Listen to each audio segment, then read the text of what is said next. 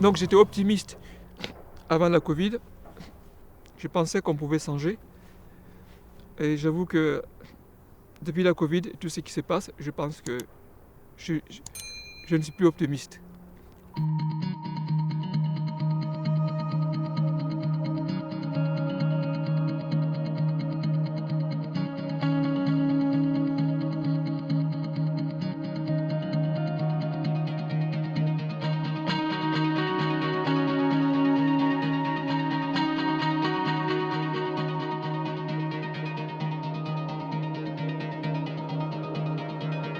Donc je suis d'origine guinéenne et je suis arrivé en France il y a très longtemps.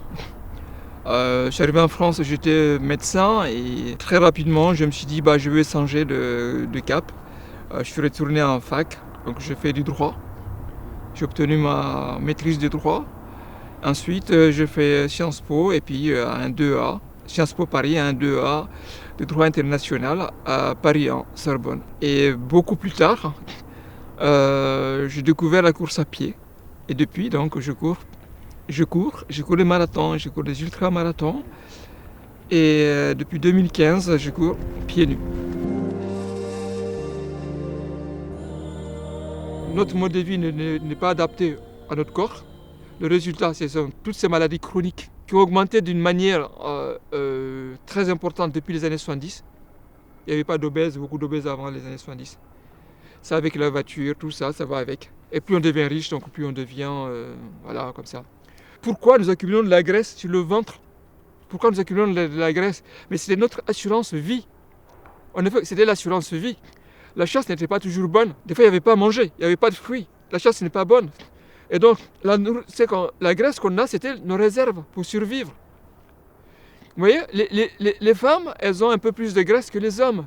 C'est naturel. C'est elles qui donnent à téter le bébé. Il faut qu'elles puissent téter le bébé, même s'il n'y a pas de nourriture, même s'il n'y a pas à manger, pour la survie de l'espèce. Donc c'est à ça que sert l'accumulation de graisse. C'est pas quelque chose de mauvais. Mais la graisse qu'on accumule, c'est pour l'utiliser pour le jour et pas manger. Si on continue d'accumuler, ça devient pathologique. Et c'est ce qu'on fait maintenant. On oublie, on ne se rend pas compte, que c'était une assurance vie. On fonctionne de la même manière que les autres animaux. On pense qu'on est différent, on fonctionne de la même... Notre corps, en tout cas, fonctionne de la même manière. Notre cerveau, il est un peu dévoyé, je pense, et justement, ça nous crée beaucoup de problèmes. L'avantage du marathon, vous voyez, dimanche à Paris, on sera des milliers, des dizaines de milliers. On va tous se parler, on sera des frères et sœurs. Parce qu'on reconstitue en fait l'humanité de manière éphémère. Le marathon reconstitue ça. On se parle, on discute, voilà. Mais lundi, si on se voit en costume, cravate, des gens comme ça, on se parle, les gens, qu'est-ce qui le prend à me parler comme ça? Donc on redevient là l'homme civilisé ou la femme civilisée moderne. C'est ça les courses. On reconstitue le lien social qu'on n'a pas. Et ça aussi qu'on approuve. Il y a non seulement des endorphines, mais il y a ces liens sociaux qu'on retrouve. On est heureux. Mais malheureusement, on continue de présenter ça comme quelque chose d'extraordinaire parce qu'effectivement, je vous disais, l'aristocratie, la nouvelle aristocratie américaine qui avait inventé ça, ils voulaient garder ça pour eux, comme le terrain de chasse de la noblesse française.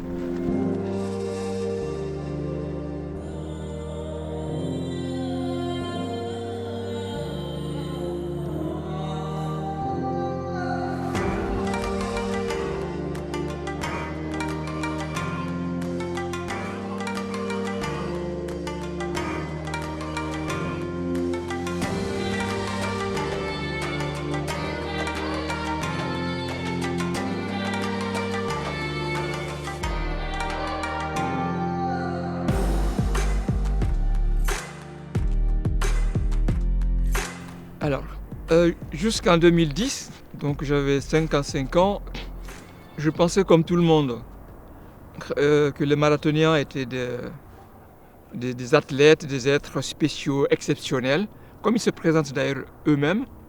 J'étais convaincu que c'était pas pour moi. 42 km, je dis ça c'était pas pour moi, j'étais convaincu.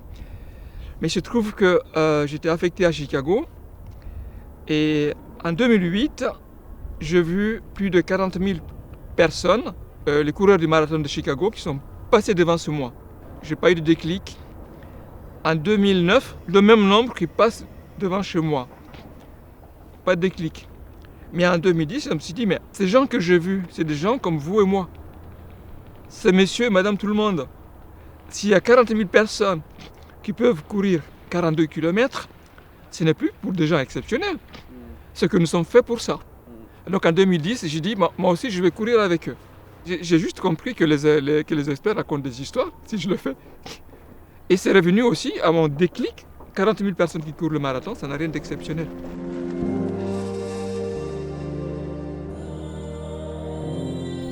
Alors, moi, concernant la pandémie, mais nous devons penser à la prévention. La prévention. On sait que les gens vulnérables, ce sont des gens qui ont des maladies chroniques. Mais ces maladies chroniques, on connaît les causes, on peut les éviter. Et c'est très simple. L'activité physique, la course à pied, et la course à pied, ce n'est pas un sport, comme on dit, ce n'est pas un sport la course à pied. Donc c'était l'activité pour obtenir la nourriture. Pour nos ancêtres, c'était pour la nourriture. Aujourd'hui, nous, la course à pied doit être conçue comme une activité normale pour être en bonne santé et avoir un système immunitaire très fort, très bien. Vous voyez, j'ai 66 ans et demi, je n'ai aucun problème, je ne prends aucun médicament, je n'ai rien. Je n'ai rien du tout parce que je fais de la prévention active. Et la course à pied, pour les gens qui ne courent pas. Effectivement, quand on court, au début, on est fatigué. Avant, je faisais 400 mètres, j'étais essoufflé, je ne pouvais plus. C'est progressivement qu'on développe, qu'on récupère l'endurance parce qu'on l'avait. Surtout quand on commence tard, comme moi. Progressivement, on peut récupérer l'endurance. Et ensuite, l'étape supérieure, c'est de penser à courir pieds nus. Mais déjà, avec courir permet d'éviter les maladies chroniques, donc d'être en bonne santé, physique et mentale.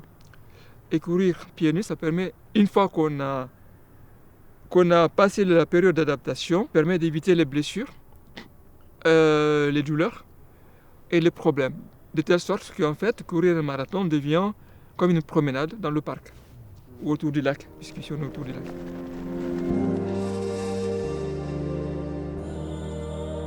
Alors, je constate qu'ici à la région parisienne, on ne pouvait sortir qu'1 heure par jour. Et pendant une période, 1 heure par jour, pas au-delà d'1 kilomètre de la maison. Ce qui fait que je ne pouvais pas venir ici. Parce que j'habite juste à 1 kilomètre d'ici. Donc, mais je ne peux pas aller plus loin. 2. Et puis ensuite, il y avait le couvre-feu pour les coureurs. Par contre, pendant cette période, on pouvait sortir autant qu'on voulait pour aller acheter les cigarettes, pour aller acheter l'alcool, acheter le journal, voilà, promener le chien. Mais courir, on ne pouvait pas. Donc ça, j'ai trouvé ça extraordinaire. Et c'est pas un hasard, je pense, parce que ce n'est pas un hasard. Les gens sont intelligents, ils savent ce qu'ils font. Et l'effet, c'est que ça a tué la motivation de beaucoup de coureurs. Alors, ma réaction, c'était quoi? C'était essayer, par les réseaux sociaux, par mon site internet, d'encourager les gens qui couraient pour qu'ils continuent à courir. Parce que c'est ça qui permet, regardez-moi, j'ai 66 ans, je ne vais pas en EHPAD. Voilà. Et pour encourager les gens, j'ai dit, bon, je vais courir un marathon dans mon appartement. Parce que je voulais montrer que, justement, si on veut casser les coureurs, il faut qu'on se dise, non, vous ne mourrez pas. Je vais continuer à courir parce que c'est bon pour la santé. Et c'est ça qui permet d'éviter les dépenses sociales, le trou de la sécurité sociale. Voilà, c'était ça. Donc je voulais motiver les gens. Mais malheureusement, beaucoup de coureurs ont été découragés. Ils ne couraient plus, ils n'ont plus de poids. Et là, vous savez, l'éco-trail de Paris, j'ai couru l'éco-trail de Paris le 3 juillet. En 2019, nous étions plus de 2000 finishers de l'épreuve de 80 km qui part de Saint-Quentin-en-Yvelines à 5 km d'ici jusqu'à la Tour Eiffel. Nous étions plus de 2000 finishers. Vous savez combien on était là en 2021, le 3 juillet? Seulement 932. 46%. Une baisse de 54% par rapport à la dernière course qui était en 2019. Puisque 2020 c'était annulé. Et beaucoup de gens ne se sont pas présentés. Et beaucoup d'abandons. Une liste comme ça d'abandons. Et des gens qui ne se sont pas présentés.